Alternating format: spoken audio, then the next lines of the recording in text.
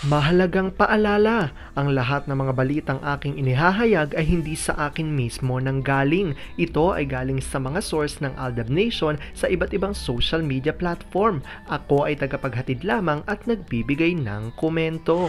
Magandang araw mga Aldab Nation! May panibago na naman po akong update para sa inyong lahat.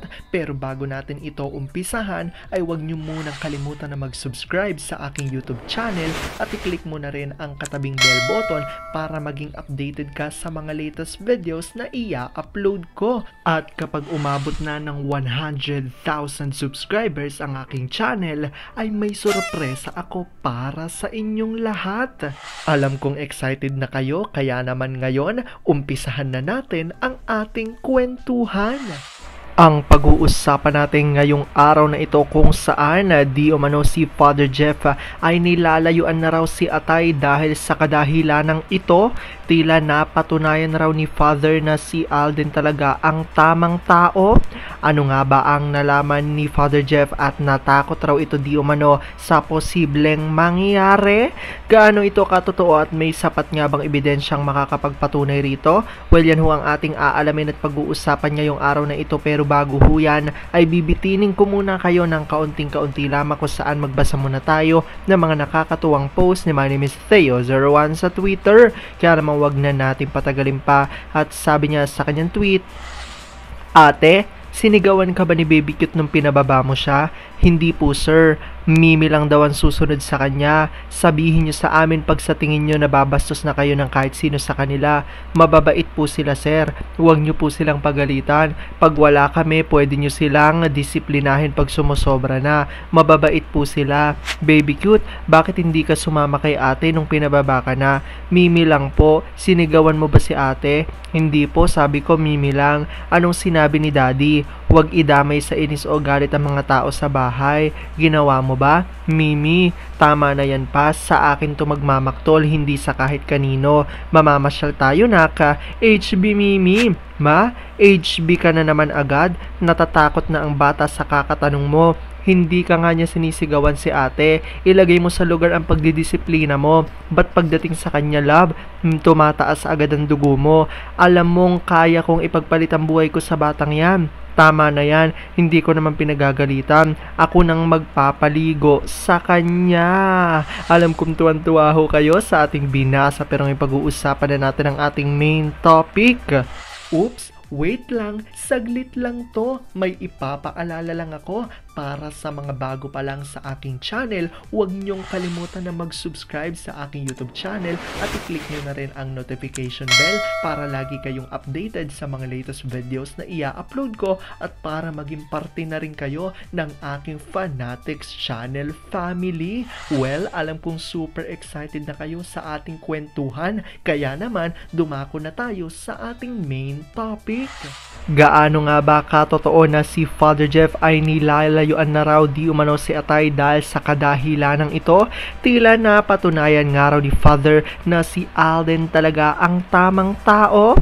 Ano nga ba ang nalaman ni Father Jeff at natakot raw ito sa posibleng mangyari? Gaano ito katotoo at may sapat nga bang ebidensya ang makakapagpatunay rito?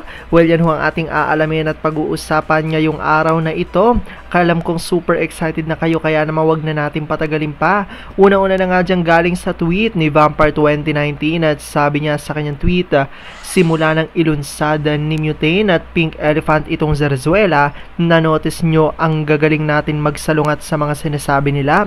At trot naman, lagi ang sagot natin at napaka-resourceful din natin. If given a chance, we can show GMA and ABS how good we are as a scriptwriters."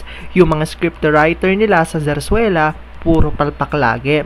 Na-notice nyo si Pogi, laging pinapapost ng X-Network kung magkanong kita ng pelikula, never ang LL niya. Akala kasi matitinag tayo sa strategy nila. Bakit hindi nila asikasuhin yung mga underpaid nilang empleyado kesa pagtuunan ng pansin itong Zarzuela na sa umpisa pa lang, talo na sila?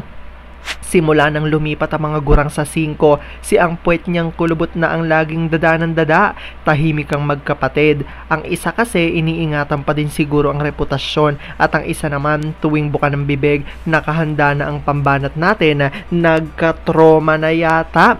Itong Magna Kurikupet, wala talagang takot sa karma.